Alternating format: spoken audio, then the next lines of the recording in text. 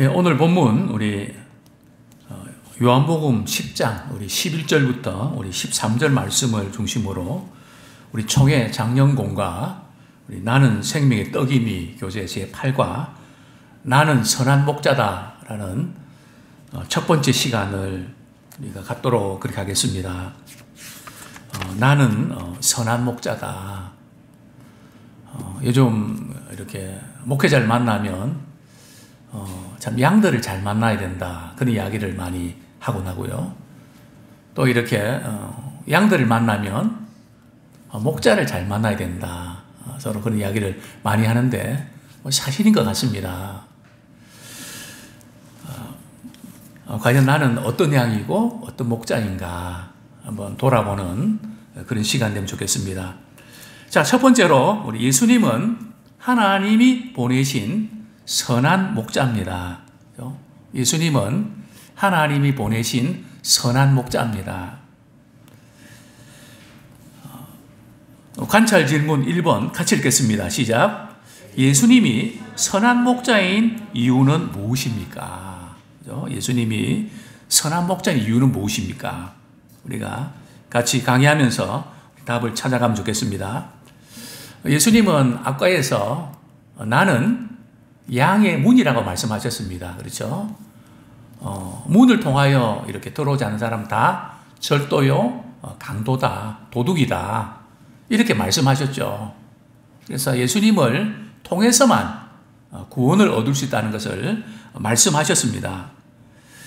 그런데 오늘 본문에서는 예수님은 양의 문으로 끝나는 것이 아니라 어떤 분이시라고요?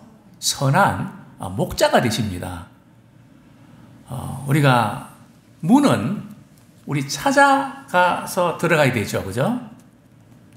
그러나 예수님은 선한 목자가 되셔서 우리에게 찾아오셨습니다. 참 대단히 중요한 포인트죠.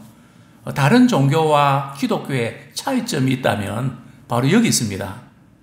세상의 모든 종교는 이즘입니다. 이즘이라는 뜻은 자기 자신이 어떤 절대적인 그 신 앞에 나가서 뭔가를 도움을 구하는 것. 그러니까 자기 중심이죠.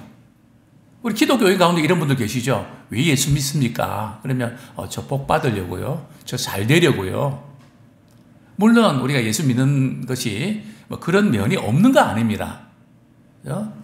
그러나 그렇게 믿는다는 것은 세상에 있는 다른 종교가 똑같거든요. 뭐 예를 들면 이제 정월 초하루가 되고 이렇게 되면 여기 큰 절들 있지 않습니까?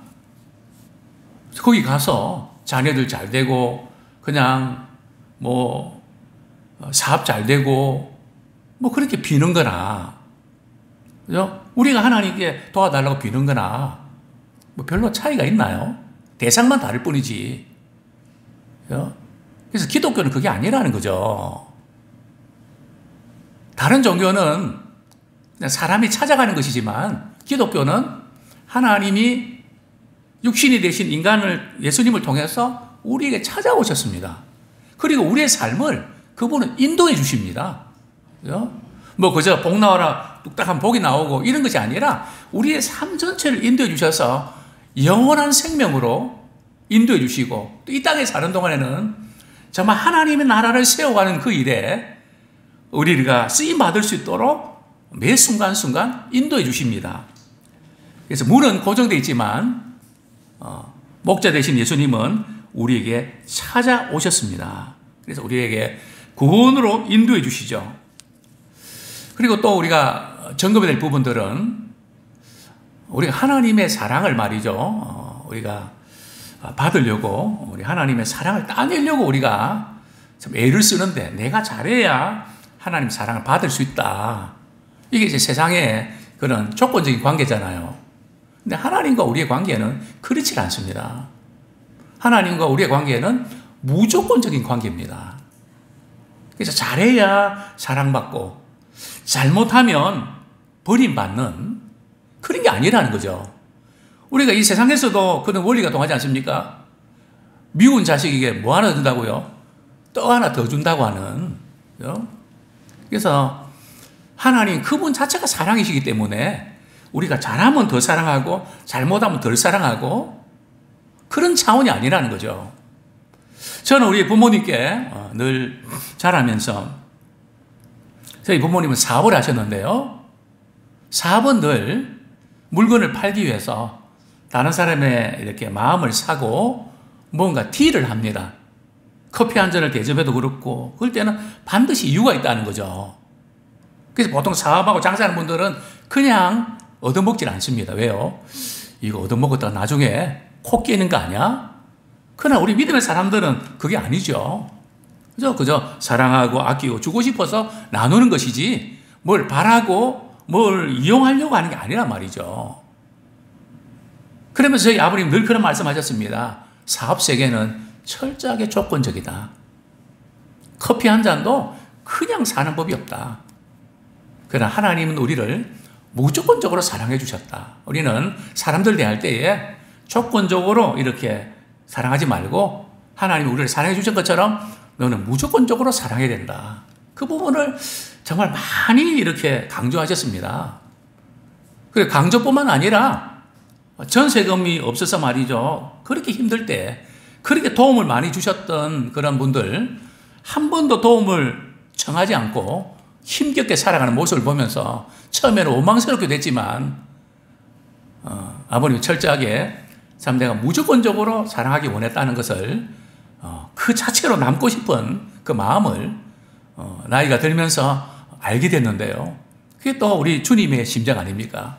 주님이 우리를 사랑하시는 것이 바로 그렇게 사랑하셨다는. 그래서 우리는 항상 하나님 나를 사랑하시지 않을 거야 하는 생각이 들 때가 있거든요. 내 마음도 내 생각도 뭐 그냥 잘 안 되고 뭐 만사가 귀찮아지고 나는 하나님의 사랑받을 만한 자격이 없어. 그때마다 그래도 하나님 우리를 사랑하십니다. 왜요? 그분이 우리를 먼저 사랑하셨거든요. 먼저 사랑하기로 작정하셨거든요. 그리고 하나님은 우리를 사랑하신 사랑을 결코 포기하지 않으십니다. 그리스도의 사랑에서 그 어떤 것도 끊을 자가 없습니다. 그래서 항상 하나님이 우리를 먼저 사랑하셨다. 또 하나님 우리를 사랑하실 때 말이죠. 어떤 때 사랑하셨을까요? 우리가 좀 착하고 모든 걸 잘하고 사람들한테 이렇게 인정도 받고 좀 괜찮을 때 우리를 사랑하셨나요? 하나님이 우리를 사랑하는 시점이 언제일까요? 자, 우리 성경 말씀 우리 로마서 5장 8절 한번 찾아보겠습니다. 로마서 5장 8절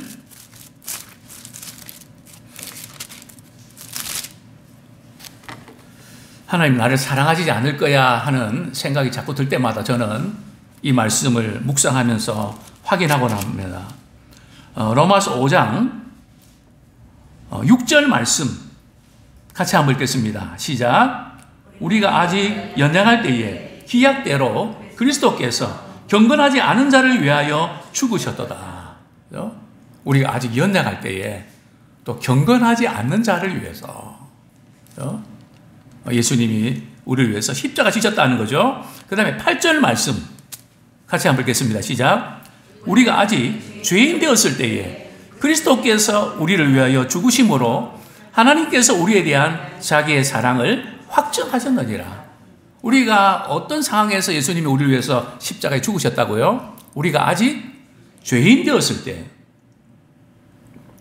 참 형편없을 때에, 하나님과의 관계가 악화됐을 때, 뭐 그런 때 아닙니까? 또 언제입니까? 우리 10절 말씀, 우리 같이 한번 읽겠습니다. 시작. 곧 우리가 원수 되었을 때에 그의 아들의 죽으심으로 말미암아 하나님과 화목하게 되었은즉 화목하게 된 자로서는 더욱 그의 살아나심으로 말미암아 구원을 받을 것이니라. 하나님과 우리가 원수 되었을 때에 내가 하는 것 봐서 내가 사랑해 줄게. 그게 아니라 원수 되었던 바로 그 시점에 주님은 우리를 위해서 십자가 지심으로 그것이 무조건적인 사랑이라는 것을 우리에게 확증시켜 주셨습니다. 정말 놀라운 그런 은혜와 사랑이죠.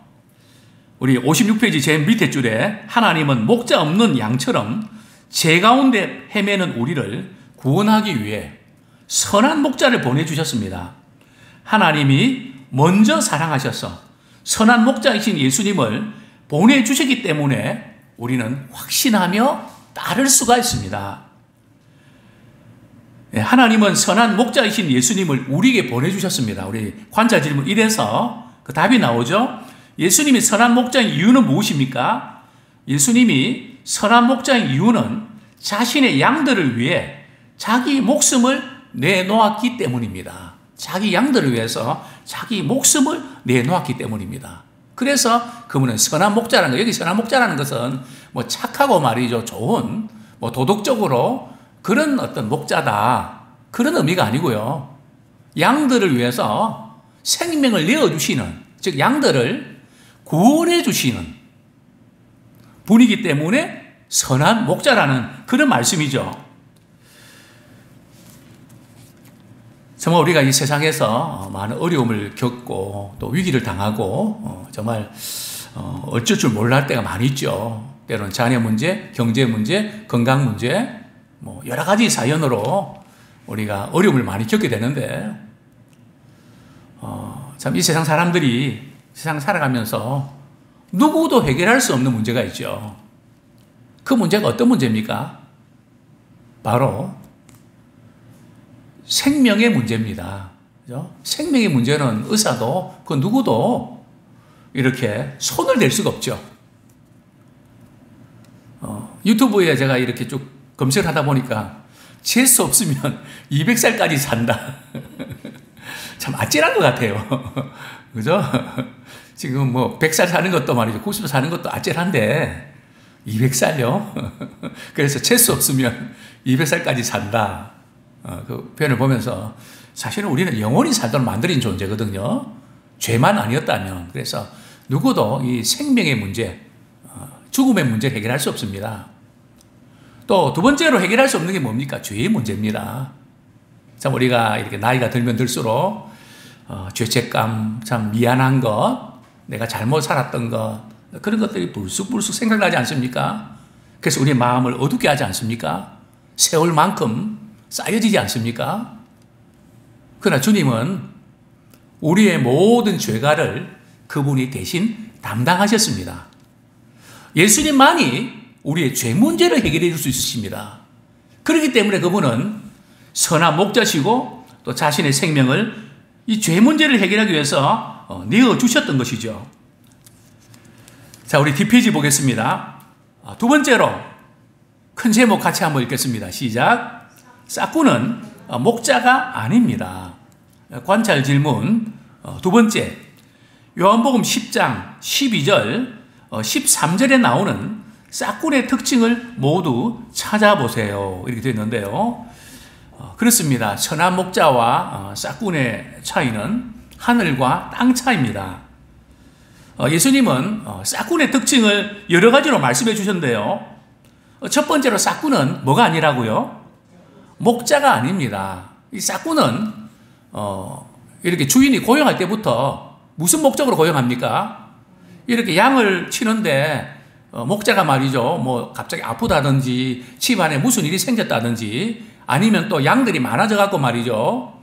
감당이 안 되고 이럴 때 알바생 부르지 않습니까? 마찬가지로 이 싹군은 알바생이거든요. 그 알바는 목적이 뭡니까? 돈 벌기 위해서, 그죠? 시급 이렇게 해서 이 돈 벌기 위해서 하는 거란 말이죠. 그러니까 싹군은 목자가 아니죠. 그냥 돈을 받기 위해서 양을 치는 것이죠. 그죠? 그래서 싹군의 목적은 관심이 어디 있습니까? 돈 많이 주는 데 있죠. 그래서 싹군은 뭐 그냥 다른 데 돈 좀 많이 준다 그러면 명절이나 이런 보너스 다 챙기고 이제 훌쩍 이제 떠나게 되죠. 그렇습니다. 자, 두 번째로 싹군의 관심은 싹군은 이 양을 말이죠. 자기 양으로 생각하지 않습니다. 그죠? 양을 칠지어도 자기 할 일만 하면 되지 자기 양이라고 생각해 본 적이 없거든요. 그건 주인의 양이지 내 양이다. 그렇게 생각해 본 적이 없거든요. 그냥 내 할 일 그것만 하면 되는 것이지 책임을 지려고 하지 않는다는 거죠. 그죠? 양들에 대한 관심도 책임이 없습니다. 자, 이런 양들은 병에 걸리기 쉽고요. 독초를 잘못 먹어서 또 몸이 상하기도 하고요. 벌레에 물려서 굉장히 고통당하기도 하고요. 또 한 번 양은 뒤집어지면 말이죠. 그 덩치가 그래서 절대 혼자 못 일어납니다. 막대기로 쳐줘야 일어날 수 있단 말이죠. 그러니까 이 목자는 양의 상태에 대해서 굉장히 세심하게 관심을 가지고 돌봐야 되는데 어디 불편한 거 없나 이렇게 봐야 되는데 뭐 그것은 나 몰라라는 거죠. 그래서 내 주어진 시간 뭐 때우면 되는 거죠. 자, 셋째, 이처럼 목자도 아니고 양도 자기 양이 아니라서 말이죠. 싹구는 이리가 오는 것을 보면 어떻게 합니까? 도망을 칩니다. 양을 버리고 도망을 치죠. 이리가 양을 어떻게 하든 싹구는 신경 쓰지 않습니다. 그러니까 자기 자신을 지키는 게 먼저라는 거죠. 어려움이 없을 때는 목자처럼 양을 잘 보는 것 같지만 위기가 찾아왔을 때에 무책임합니다. 어려움이 딱 생겼을 때 표시가 난다는 거죠. 싹군인지 목자인지. 싹군을 돌보는 양떼는 큰 위험에 빠지게 됩니다. 이리 떼가 이렇게 달려들면 그냥 그 교회는 맥없이 무너지고 말죠. 또 싹군은 양을 구하는 일에 우리 59페이지 무능합니다.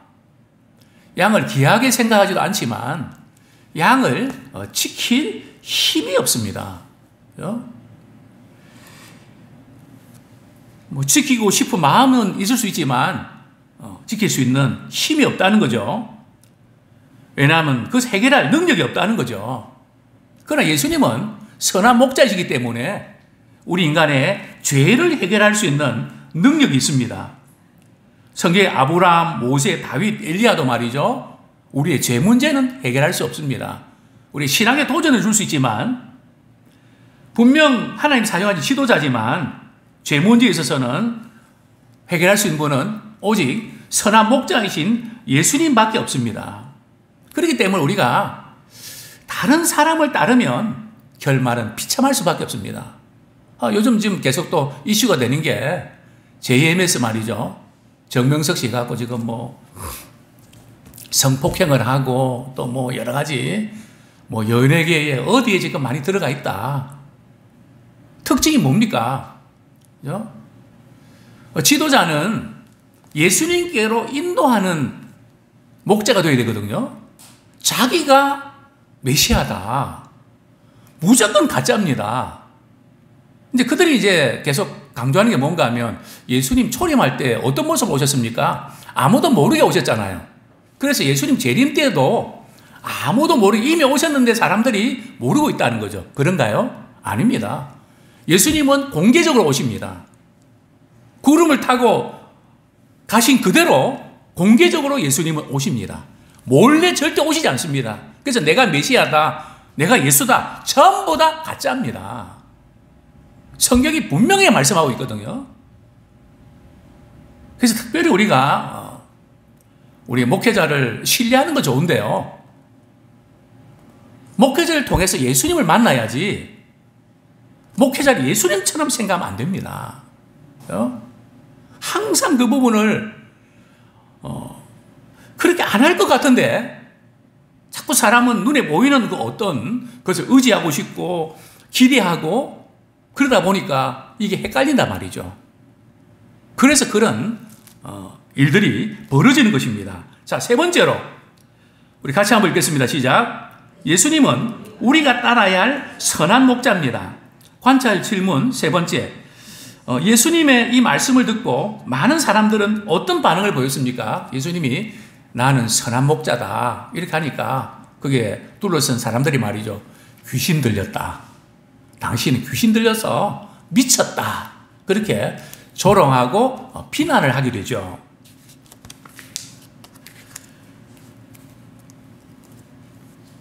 예수님은 나는 선한 목자로 가시면서 자신이 누구인지를 분명하게 밝혀주셨습니다.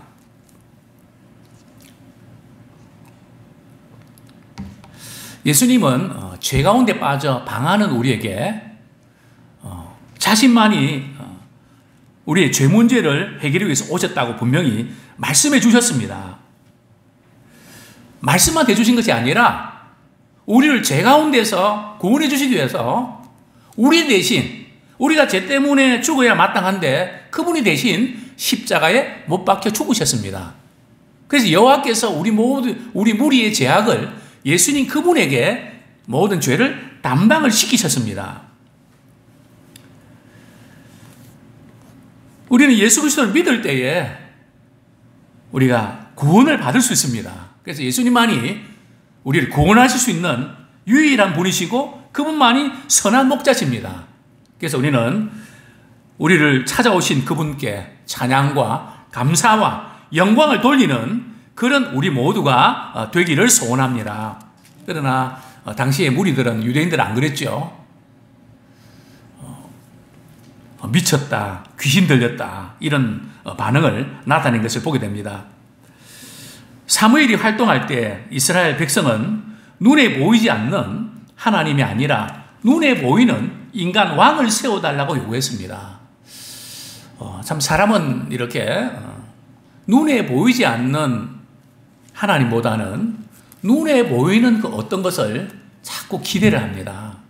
그래서 뭔가 이렇게 표시를 해주기를 바라고, 그죠? 뭔가 눈에 보이는 그 어떤 거, 거기에서 신비한 어떤 것을 체험하려고 하는 종교성이 있습니다. 그러나 이제 다른 종교에서도 말이죠.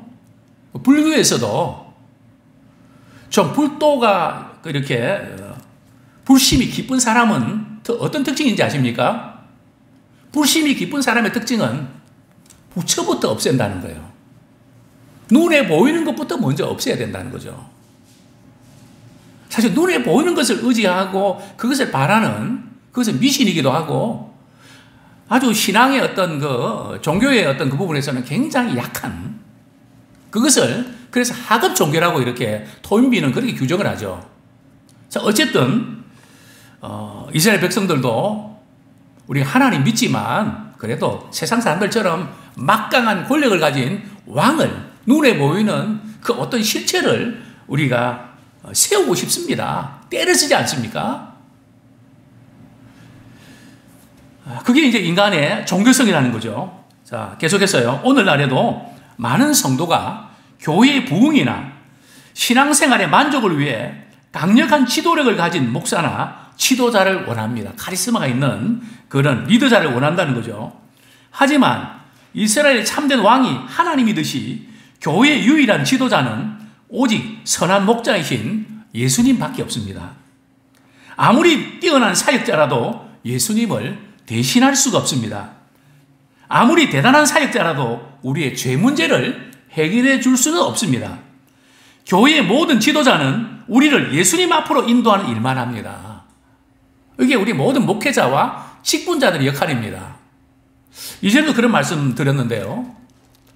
이전에 저희 장모님 아프실 때 특별히 그 교회에서 어떤 집사님 한 분이 참 극진히 섬겨주셨습니다. 근데 그분의 특징은 구전 일을 다 하고 말이죠. 이제 조금 또 이렇게 위로와 칭찬받을 때는 사라진 겁니다. 본인 일부러 그 자리를 피하더라고요. 그죠? 참 우리는 목회자도 그렇고 모든 분도 그렇고 우리를 통해서 주님만 영광 받으시고 우리는 피했어야 됩니다. 우리가 그 자리에 있으면 안 된다는 거죠. 그래서 우리는 그저 우리를 통해서 주님만을 비추는 그런 역할을 하는 우리가 되기를 원합니다. 그래서 우리는 사람을 너무 의지하지 마십시오. 사람 부족하고 연약합니다. 우리가 믿지 말아야 될 그런 우리 믿음의 대상은 예수님밖에 없습니다. 우리가 해야 할 일은 사랑의 대상입니다. 믿음의 대상은 예수님 그분밖에 없습니다. 그 누구도, 자식도, 부모도, 남편도, 아내도, 물론 우리가 의지하고 신뢰해야 되는 대상이 맞지만 우리가 전적으로 의지할 대상은 못 된다는 거죠. 이제 우리는 선한 목자 예수님의 말씀만 들어야 합니다. 우리를 그분께로 인도하는 지도자에게 순종해야 합니다.